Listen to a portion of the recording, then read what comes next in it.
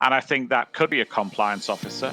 And I don't think it necessarily matters whether they're the originator of the scheme to cover up. I think if you're in the room and you say nothing, particularly when you know that it's relevant to an investigation, then you're in jeopardy. So I think there's potential issues for compliance officers going forward.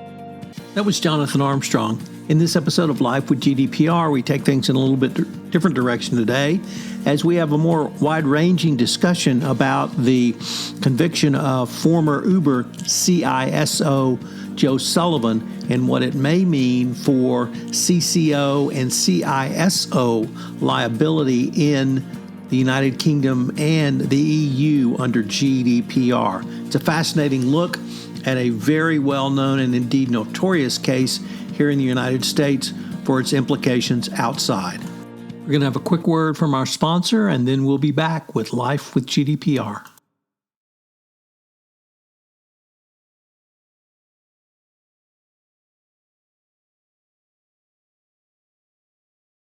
Armstrong wants to look at an issue that occurred in America. So, Jonathan Armstrong, over to you.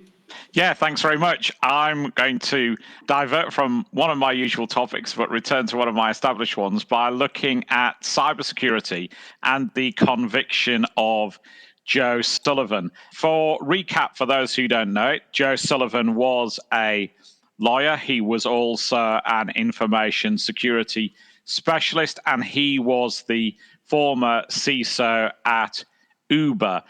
And this all, in part, concerns the regime change at Uber with the bad CEO going and a new CEO and a cleanup campaign.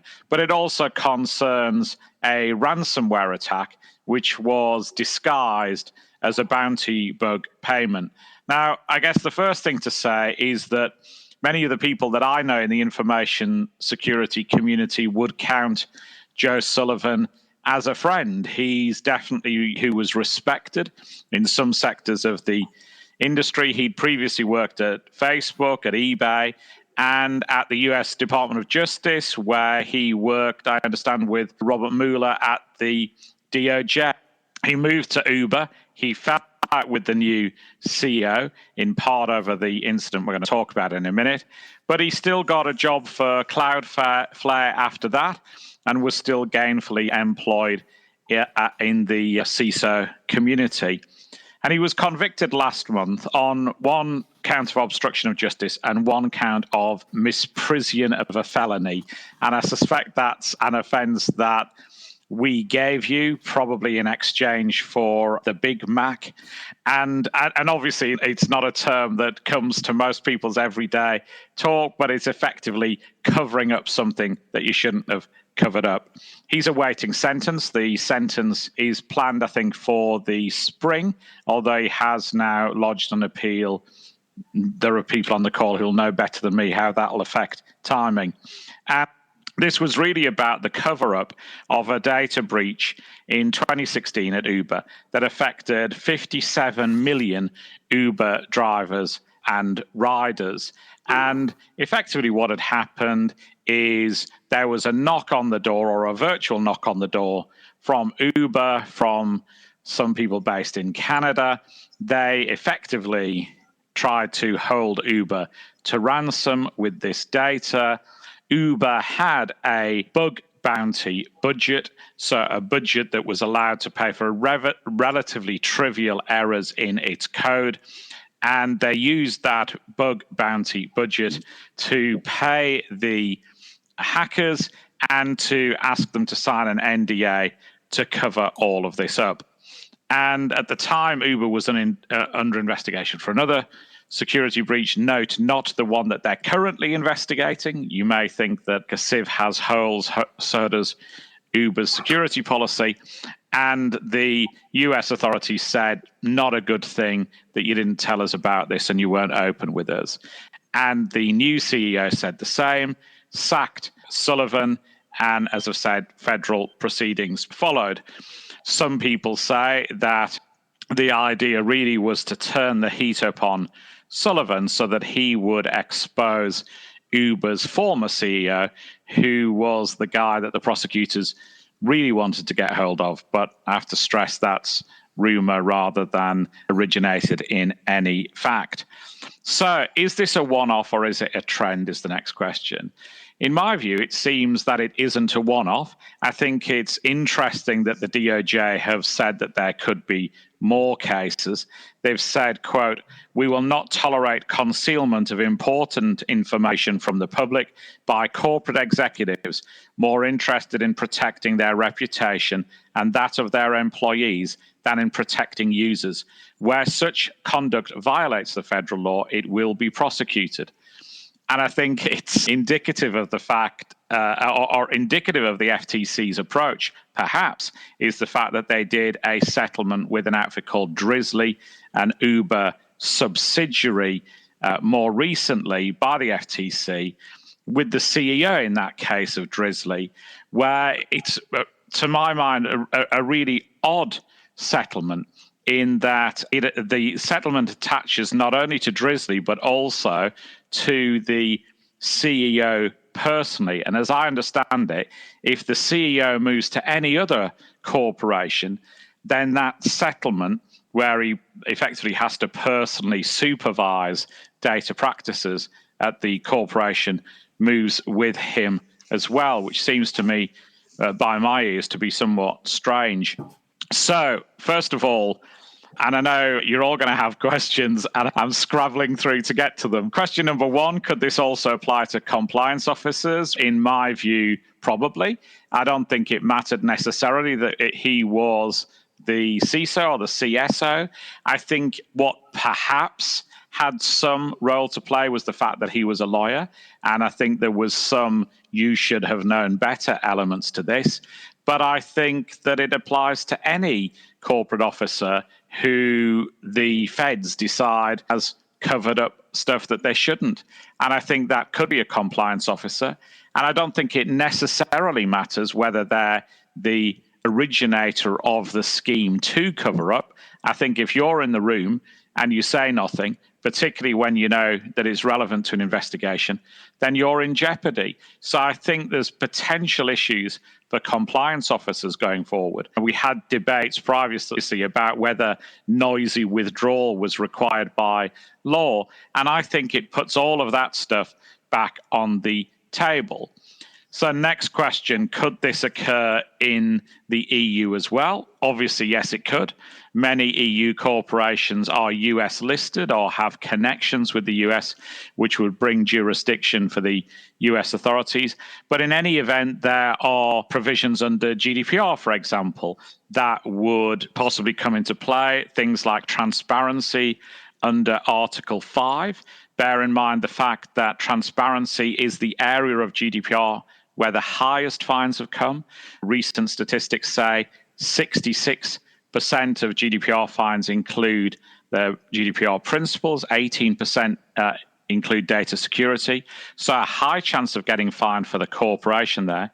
As a side note, Uber has been fined by authorities in the UK, the Netherlands, and Italy for this particular breach, a 4.2 million euro fine in Italy for this breach, including for lack of transparency and not being clear with people the effects of the breach. So transparency is number one issue, I think, under GDPR. There's also obligations, obviously, to tell the PA of a data breach under GDPR Article 33. You have to do that usually in 72 hours. Unavailability of data in a ransomware attack is also a breach. The data doesn't have to go to the baddies. You have an obligation to tell data subjects, which Uber did have here under Article 34. They've been fined, as I say, by EU DPAs for not doing that. There's a duty to cooperate with regulators under Article 31. And then finally, under Article 34, there's a power of DPAs to do audits, and you have to then effectively cooperate with them.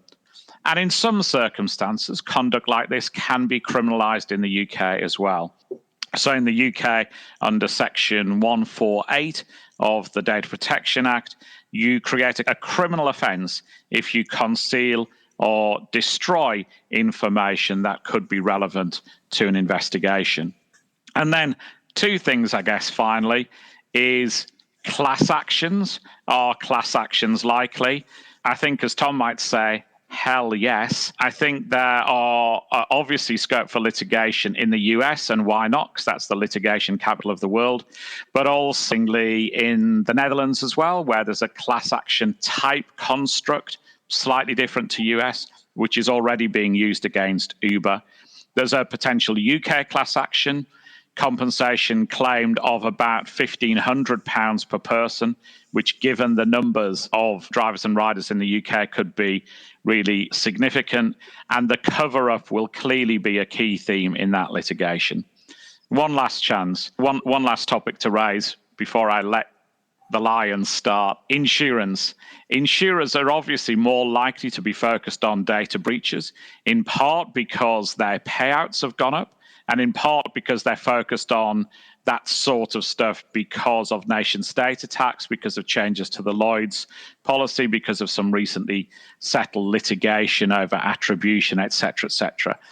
So it's harder than ever to get cyber insurance, particularly hard, I think, if you haven't been open with your insurers about your prior track record. And obviously, it's difficult to get insurance against criminal acts for CISOs and executives as well.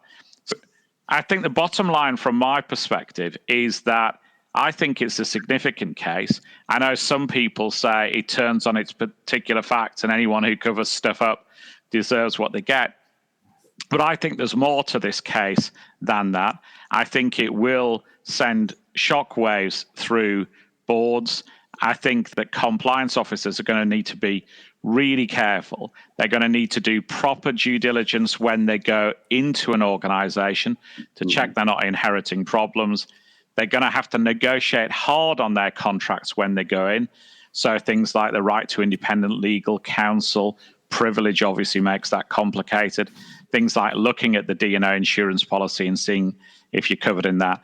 And then I think finally, people are also going to have to take a hard look at remuneration. My suspicion is that one of the factors here was the fact that executives like Sullivan frequently receive a relatively low base, but high upside depending on share price. So I think some people on juries, some prosecutors think sometimes you've got too much skin in the game. There's too much incentive for you personally to cover stuff up, to increase share price or maintain share price so that your options vest or so that you can cash out stock. And so I think anybody going into an organization has to look really carefully at their comp package. Because if you've got too much skin in the game and bad things are going on, then I think you're personally more liable as a result. So I know I've probably ran over time, but I think there's just an awful lot to cover. And I think it's one of these things that we do best as a group to try and throw around some of the issues that are involved. Matt, do you have some questions and or comments for Mr. Armstrong?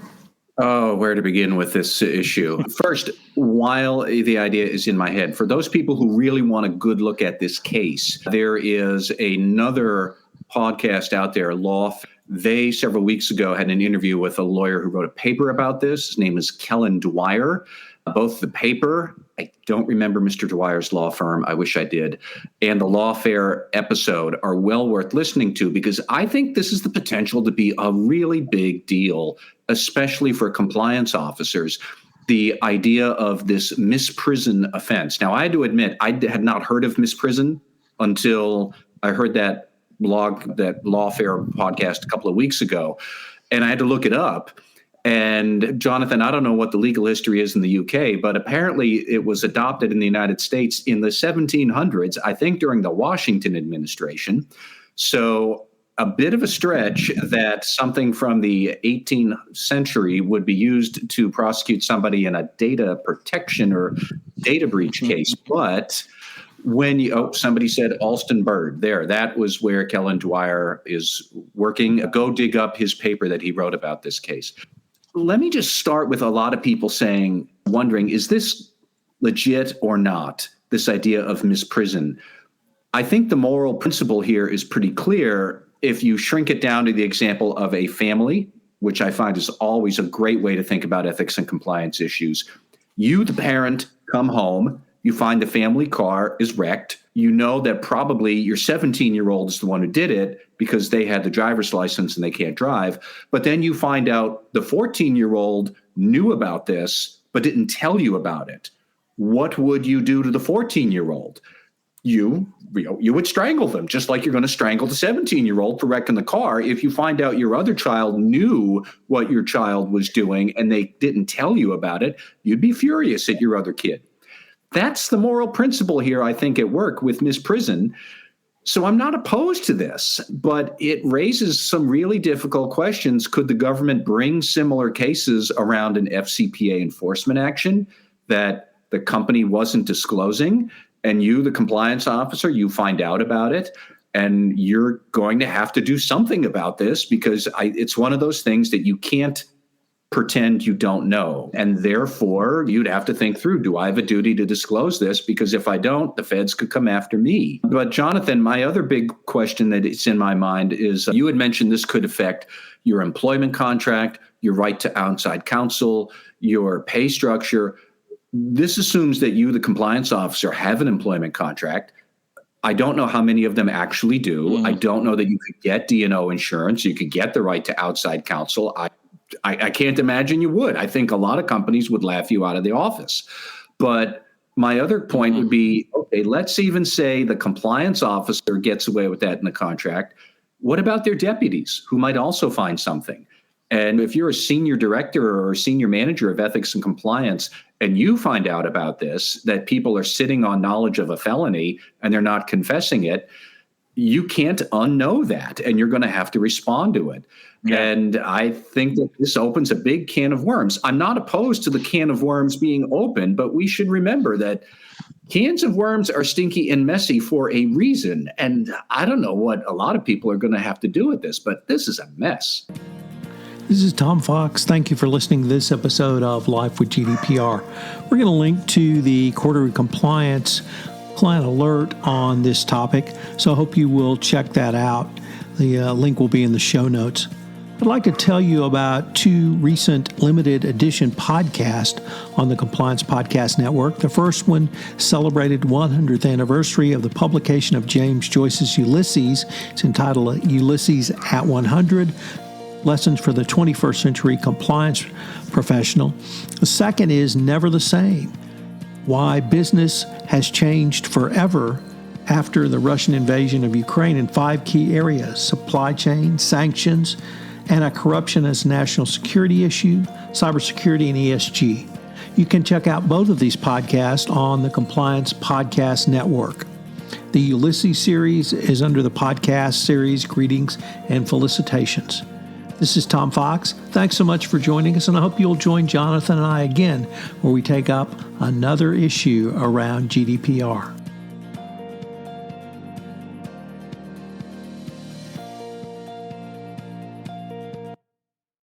This podcast is a part of the C-Suite Radio Network. For more top business podcasts, visit c-suiteradio.com.